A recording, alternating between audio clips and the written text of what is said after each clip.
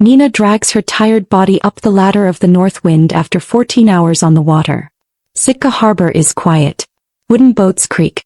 A sea lion barks far away. Salt dries on her hairline. Just log the hull then sleep, she mutters. She pushes open the cabin door and freezes. Rose, her younger sister, leans over Nina's laptop, a flash drive sticking out like a small knife. Beside her, Nina's fishing journals lie open, pages turned to the coordinates she drew by hand. "What are you doing?" Nina asks. Her voice comes out rough. Rose jumps, then lifts her chin. "I didn't think you'd be back this fast." She doesn't close the laptop. She doesn't move the flash drive. Nina steps closer and sees a neat stack of pages already photographed.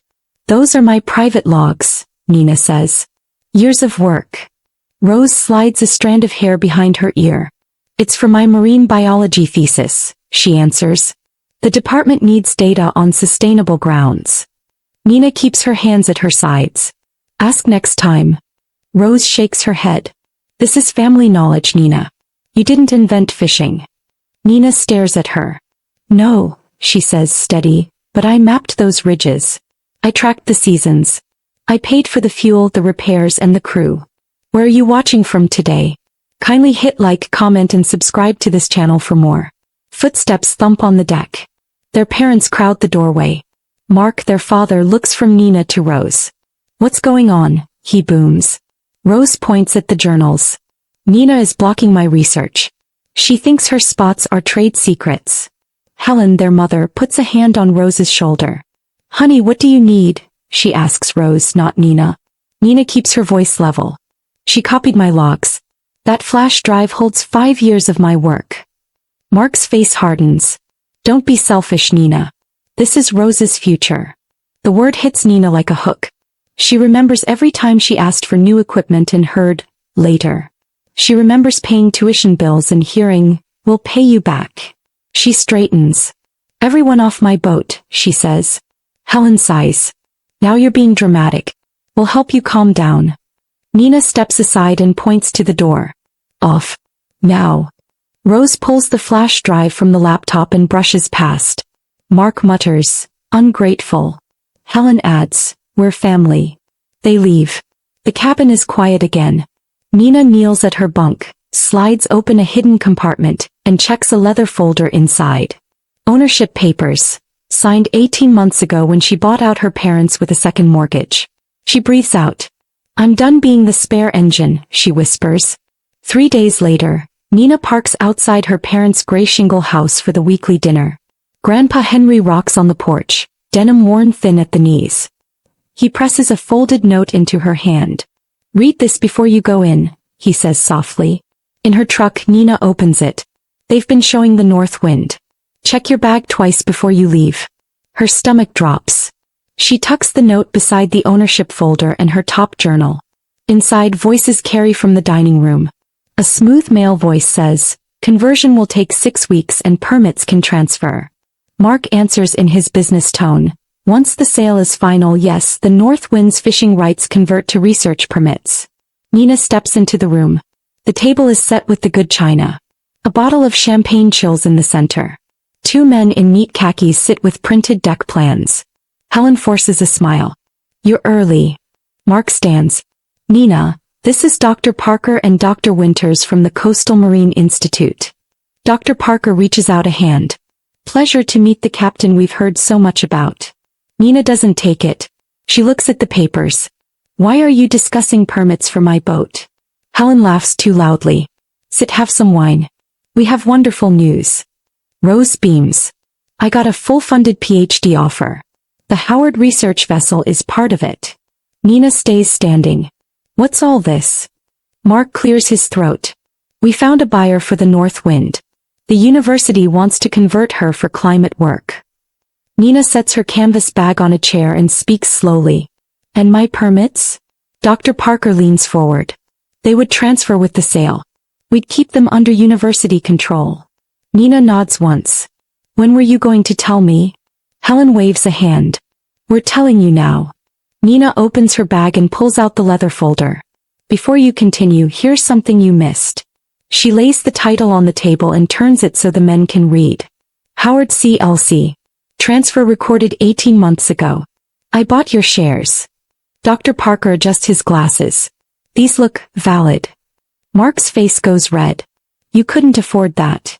Nina slides bank statements across the cloth. Second mortgage. Monthly payments. Every one on time. Helen's hand flies to her throat. You went behind our backs. Nina meets her eyes. Like you did when you started selling my boat. Rose looks from the title to Nina. Dad said you planned to sell anyway. Nina's jaw tightens. No, Dr. Winters clears his throat. We should step out while the family talks. Dr. Parker nods.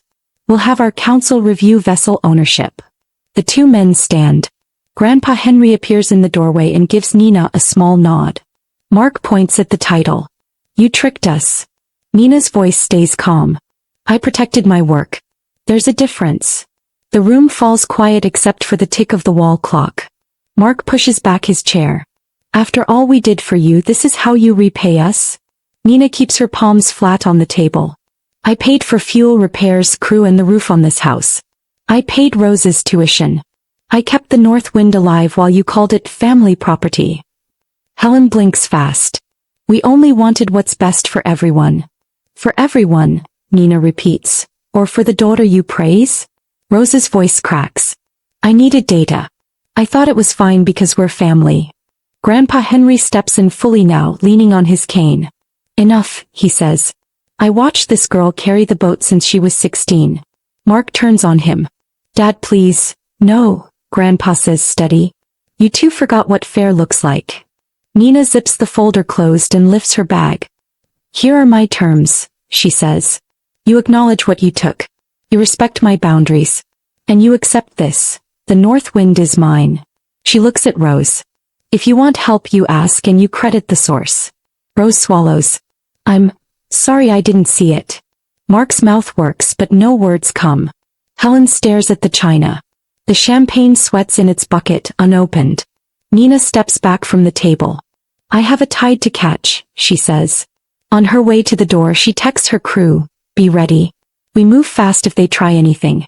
Outside, the evening air is cold and clean. In the truck, she touches the folder once, then starts the engine. No more giving away my map, she says and drives toward the harbor lights. Dawn fog hugs the harbor when Nina reaches the dock. Mike, her first mate, waits with a thermos. You good, Captain? He asks. I'm ready, she says. They start loading bait when footsteps echo on the planks. Mark, Helen, and Rose appear with 4 students carrying hard cases. Helen lifts her chin. We're taking one last research trip, she announces. Mike steps between them and the gangway. Crew only. Rose moves forward anyway. Nina, please. I have deadlines. Let me copy the last 2 seasons. Nina stands on the deck, hands on the rail. No, she says. Apply for permits. Do the work. Mark's voice booms. We have an emergency injunction. He waves papers. The harbor master walks up with a clipboard. Heard shouting, he says. Nina nods.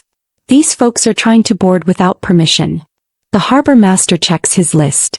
Vessel owner, Howard CLC. Captain, Nina Howard. Permits, current. He turns to the students. If you're not crew, step back. The students look to Rose. Rose's face flames. You're making me the villain, she whispers. Nina shakes her head. No. I'm asking for respect. Mark glares. This isn't over. Nina looks past him to the water. It is for today, she says. Cast off, Mike. By noon they are outside the islands. Wind slaps the water into short white lines. Mike checks the pots. Where to? He asks. Nina taps a new ridge on the chart plotter. Here. We test it. He grins. Trust your map. Her phone buzzes again and again. Calls from Mark, texts from Helen, 3 long voice notes from Rose. She turns the phone face down. Not now. Mike nods. Want the crew to know anything? Nina thinks, then answers, yes. Tell them our share goes up 5 points this run. Mike whistles. They'll stay forever for that. In the galley, she writes numbers on a whiteboard. Fuel, bait, crew shares, loan payment. No more secret costs, she says to herself. When she comes back up, a gray back lifts off the starboard bow, humpback calm as a prayer. Mike points. Good sign. Nina smiles. Let's earn it. They start dropping pots in a clean line. Metal groans. Ropes hum. The ocean swallows each cage. 36 hours, Mike says. We'll see what she gives. Nina nods. Whatever happens, it's ours. They haul the first string at dawn 2 days later. The block whines. The pot breaks, the surface heavy, dripping. Mike shouts, load. Red king crabs spill across the table, legs clacking like castanets. Jaden the deckhand laughs out loud. Captain, we hit it. Pot after pot comes up full. Nina doesn't cheer. She counts, weighs, and watches. Keep grating clean, she calls. No waste. By afternoon, the hold is close to full. The processing plant calls on the radio. North wind, confirm A. Nina answers, 3 hours. The manager's voice warms. Dock 3 is clear. Good work, Captain. When the channel closes, Mike leans on the rail. Feels good to be seen, huh? Nina nods. Feels good to be fair. At the plant, forklifts whine and cranes swing. The manager meets her at the ramp. Numbers look strong, he says, shaking her hand. Send the invoice tonight. Back on board, the crew gathers in the galley with coffee and cheap donuts. Nina writes each name and share on the whiteboard. No one speaks for a beat, then Mike taps the board. That's the first time a skipper has shown me the whole math. Nina caps the marker. That's how we'll do it. The next morning, legal letters wait in Nina's inbox. Contest of transfer. Family interest claim. Cease and desist. She forwards everything to Maggie Sorensen, the Juneau attorney a friend recommended. An hour later, she sits in Maggie's office, rain tapping the window. Maggie flips through the file, then looks up. Your documents are solid, she says. Notarized, clean consideration, no fraud. You paid above market. Nina exhales for the first time in days. They say I tricked them. Maggie shakes her head. They signed. That's contract law. She slides a new folder across the desk. I also spoke with Dutch Harbor's plant manager. They'll honor your supply contract if Sitka turns hostile. Nina runs a thumb along the folder edge. Moving ports is a big step. Maggie smiles. Big steps are why you hired me.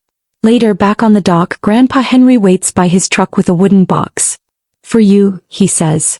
Inside are old logbooks, pages yellow and soft. Handwritten notes fill every margin. He sets a brass compass on top. Follow this, he tells her, closing her fingers around it. Not them. Nina blinks away, quick heat in her eyes. Pop, she says. 2 days later, Nina spots her parents and Rose on the pier again, wind flattening their coats. The north wind gleams with fresh paint and a cleaned wheelhouse. Nina stands at the rail. You can come aboard, she says. Wonder. Then you leave. In the galley, she doesn't sit. Say what you came to say. Mark tries a soft tone. We can fix this. Co-ownership. Family brand. The university is eager. Rose jumps in, voice thin. We could combine your data and my research. The Howard legacy.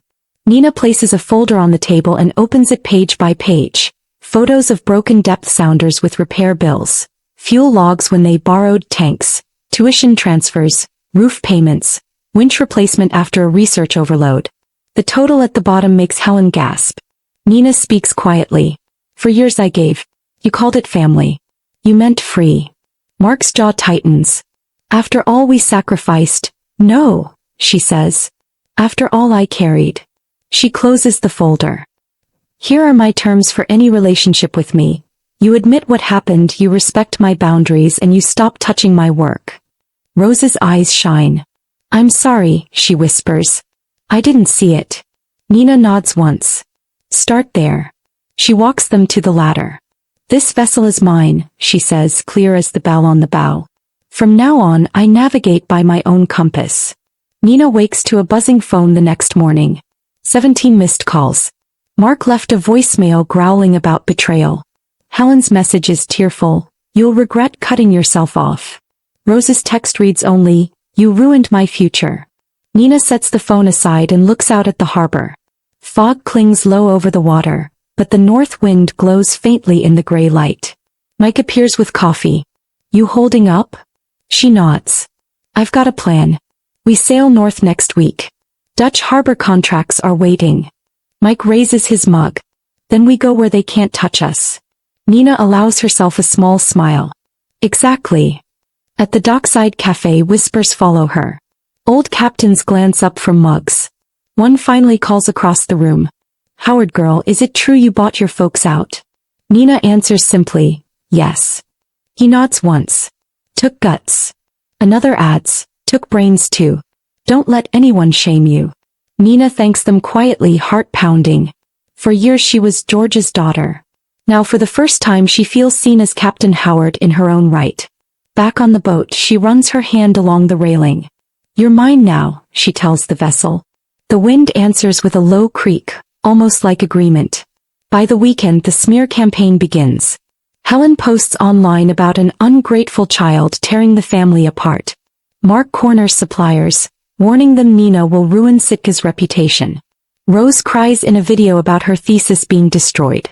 Nina reads none of it directly. Mike shows her a post but she shakes her head. Don't waste my time. Instead she calls the Dutch harbor plant. Confirming contract start, she says. The manager replies, your quota looks strong. We'll clear dock space. That night she sits with Grandpa Henry. He studies her face. Storm's here, isn't it? She nods. He presses the compass into her palm again. Remember, steer steady. Monday morning trouble comes in person. Mark storms down the dock with papers. We're contesting ownership. Fraud, manipulation, you'll be in court. He shoves an envelope into her hands. Nina doesn't flinch. My lawyer's already on it. You signed. You took the money. Mark's jaw works. Family doesn't do this. She steps closer. Family doesn't sell a daughter's boat behind her back. For a moment, silence hangs heavy. Then Mike calls from the deck. Lines ready, Captain. Nina turns away, envelope in hand, and boards her vessel. Cast off, she orders. Mark's voice follows her out. You'll regret this, Catherine. She grips the compass tighter. Not anymore, she murmurs. 3 days at sea calm her nerves. The crew works like clockwork. Nets rise heavy with crab. Laughter echoes across the deck. At night they gather in the galley. Nina shares her plan. If Sitka closes doors, Dutch harbor will open them. You'll all get a bigger share. But I won't lie, it means burning bridges. Thomas raises his mug. Bridges weren't holding us up anyway. Jaden grins. We're with you, Captain. Relief swells in her chest. For the first time she feels the full weight of a crew's loyalty, chosen loyalty not forced by family ties. Back in port, a letter from Maggie waits. She reads it aloud to Mike. Your ownership is ironclad. Their claim won't stand. Mike claps her shoulder. That's the fight won. Nina shakes her head. Not yet. They'll keep pushing. She folds the letter carefully. But at least the law is on our side. That night she walks the harbor alone. Lights glimmer on the water. Other captains nod as she passes, their respect unspoken but clear. She breathes deep, letting salt air fill her lungs. I'm not afraid anymore, she says softly. Weeks pass and the north wind thrives. Dutch harbor welcomes their catch. Profits grow. Nina upgrades equipment. New hydraulics, better navigation. When the paint crew finishes, the name shines proudly. North Wind, Howard CLC. Standing on the dock, she hears a voice behind her. So it's true. Rose. Shadows under her eyes, papers clutched tight. You're doing well, she says quietly. Nina doesn't reply. Rose shifts. I got another grant. Without your logs. For the first time, Nina hears something like humility in her sister's tone. Good, Nina says simply. Rose's eyes fill. I never realized how much you carried. Nina nods once. How you do? One cold evening Helen calls. Nina, can we meet? Against her better judgment, Nina agrees. They sit at the kitchen table, the same place Nina once begged for equipment money. Helen stirs her tea. I didn't see it then. You were keeping us afloat. I thought Rose's future mattered more. Nina listens silently. Helen finally whispers, I'm sorry. For years, Nina dreamed of hearing those words. But now they land differently. She answers calmly, thank you. But apology doesn't erase choices. I need respect, not pity. Helen nods slowly. I'll try. Nina rises. That's all I ask. Months later, the north wind sails farther than ever, up to the Bering Sea grounds. Pots come up brimming. Contracts expand. Nina buys a second vessel, the Aurora, with profits. Her crew doubles. On deck, Marco, her oldest mate, laughs. From one boat to two. Who you? Nina smiles. I did. At night, she writes in her new logbook. Every mile, every haul, every choice. I own them now. She closes the book and slips the compass beside it, steady as ever. Spring brings a letter with her parents' handwriting. Inside is a short note. Happy birthday. Proud of you. Love, Mom and Dad. No long speeches, no demands. Just that. Nina tucks it in her desk drawer, unopened beyond the first line. She isn't ready. Maybe she never will be. But it doesn't burn like it once did. She whispers to herself, distance can soften even storms. At a community dinner, an old captain raises a toast. To Nina Howard, captain in her own right. She proved bloodlines don't make a sailor. Grit does. Laughter and cheers echo through the hall. Nina blushes but lifts her glass. To crew who choose you, she says. Mike adds, and captains who don't give away their map. Applause erupts. Nina feels the weight of years lift, replaced by something lighter. Pride. Belonging. Peace. Later, Rose approaches her outside. The university finally funded my project, she says. On my own merit. No shortcuts. Nina studies her face. For the first time, Rose looks older, sobered by lessons. That's good, Nina answers. Rose hesitates. I don't expect forgiveness. But maybe, one day we can fish together again. Nina doesn't answer immediately. Then she says, one day. If it's honest. Rose nods, eyes wet. Honest. I can do that. Grandpa Henry passes quietly one summer night. At the memorial, Nina stands by the water, compass in her pocket. Mark and Helen weep nearby, fragile now, stripped of arrogance. Rose stands apart, looking lost. Nina feels grief but also strength. She whispers, thank you, Pop. You showed me how to steer. She squeezes the compass, then drops a rose into the harbor. The tide carries it out just like Grandpa taught her, always moving forward. Years pass. The north wind and Aurora thrive. Nina mentors young fishers, teaching them both the craft and the business. Never give your worth away, she tells them. One bright morning, a new intern stares at her wide-eyed. Captain, how did you survive it all? Nina laughs. By learning that family isn't who takes from you. It's who sails beside you. She hands the girl the compass for training. Navigate by your own stars, she says. The intern grips it with awe. At sunset, Nina stands on deck looking at the horizon. The water stretches endless and bright. She breathes deep, shoulders light. For years she fought to be seen. Now she doesn't need anyone's permission. The north wind hums under her feet, steady and strong. Home, she says softly. Then she turns the wheel toward open waters. Tomorrow there will be new grounds, new catches, new choices. And this time they'll all be hers. Moral lesson. True strength comes from setting firm boundaries even with family. Respect is earned through fairness and hard work, not entitlement. When you protect your worth and steer by your own compass, you discover freedom, dignity, and the power to build a future that is truly yours.